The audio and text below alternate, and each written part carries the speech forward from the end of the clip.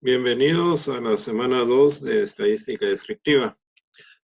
En esta ocasión, pues vamos a ver lo que es muestra, muestreo y sesgo, perdón.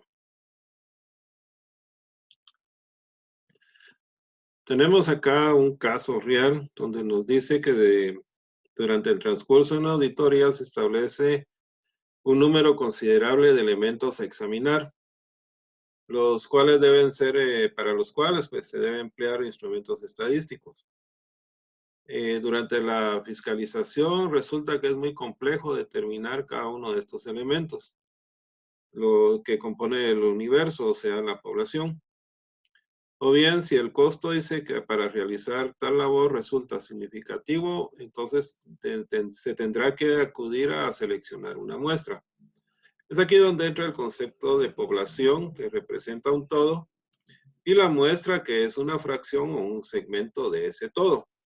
Resulta que muchas veces es más fácil realizar un estudio de la muestra que de la población completa. Sin embargo, cuando escogemos los elementos de esa población, tenemos que tener claro de que estos elementos deben de cumplir con ciertos requisitos para poder cumplir y construir, mejor dicho, esa muestra. Esta muestra es representativa, dice. Esas características deben ser relevantes de la población y deben estar contenidas en la misma proporción que en la población. A los elementos de la población los definimos como el espacio muestral y vamos a decir que tiene un número n mayúscula de elementos. Con esta n mayúscula se define los elementos de la población. Mientras que la muestra, que tiene menor cantidad de elementos, se le va a definir con la letra n minúscula. A esta relación de n dividido, n de la muestra dividido n mayúscula, que es la población, se le denomina fracción muestral. Si esta fracción muestral se acerca a cero, indica que el número de elementos de la muestra pues es muy bajo. Mientras que si esta n, es decir, el resultado de esta fracción muestral se acerca a 1, indica que n es igual, el número de elementos de la muestra es igual al número de elementos de la población. Esta es una forma de identificar si tenemos una muestra con una cantidad de elementos adecuada. Para que la muestra sea representativa y por tanto útil, como ya dijimos, debe reflejar esas similitudes y las diferencias que se encuentran en la población. El muestreo que se utilizará son métodos estadísticos que constituyen herramientas que son herramientas de investigación científica. Estos sirven para determinar qué parte de la población debe examinarse.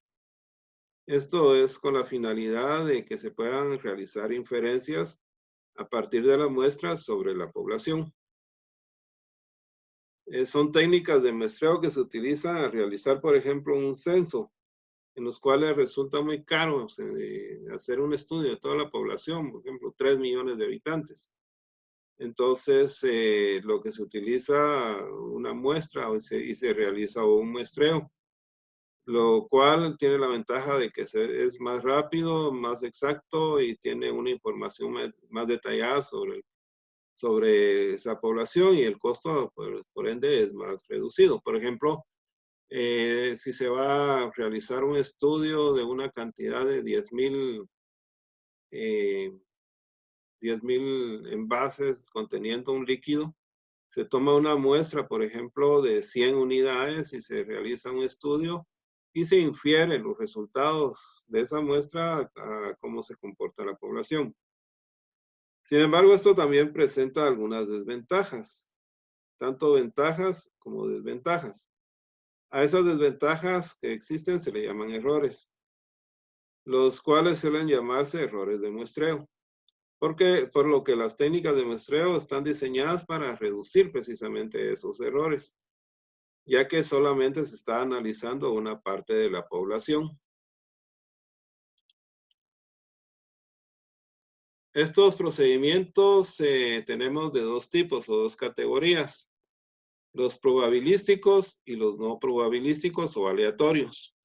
Los primeros pues siguen procedimientos que son científicos, utilizan métodos estadísticos adecuados. Y los aleatorios, pues estos los dejan más al azar.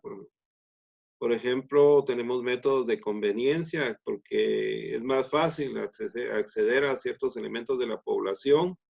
O tenemos métodos de intencionales o de opinión en los cuales dice que los individuos de la muestra deben de presentar algún conocimiento o destreza para informar. A esto se le llaman los expertos. Luego tenemos métodos por cuotas, por ejemplo, cuando se realizan encuestas sobre ciertos productos, en los que se segmenta la muestra, por ejemplo, en edades de 20 a 25 años o por sexo, ya sea masculino o femenino o por niveles económicos. Cualquier método que sea no probabilístico está expuesto a un sesgo, esto es un sesgo humano, lo que llamamos error de muestreo.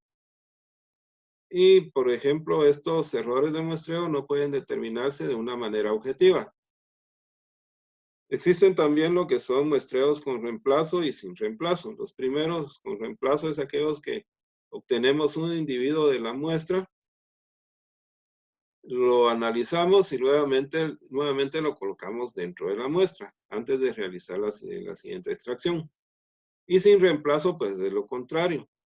Extraemos al individuo de la muestra, se analiza y se deja aparte. No se coloca nuevamente dentro de la muestra.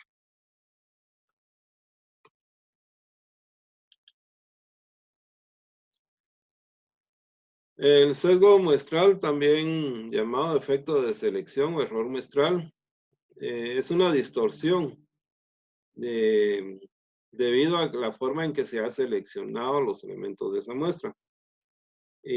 Tanto antes como después se implica que esa selección puede incluir preferencias o excluir cierto tipo de resultados. Esto hace que medidas de significación aparezcan como que son bastante fuertes cuando realmente no lo son.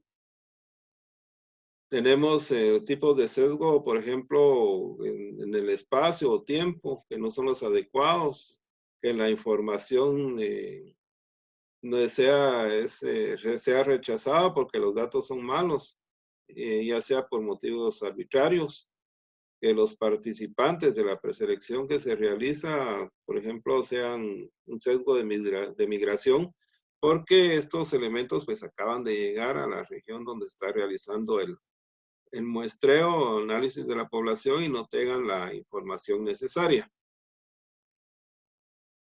Esto es referente entonces a lo que es muestra, muestreo y sesgo muestral.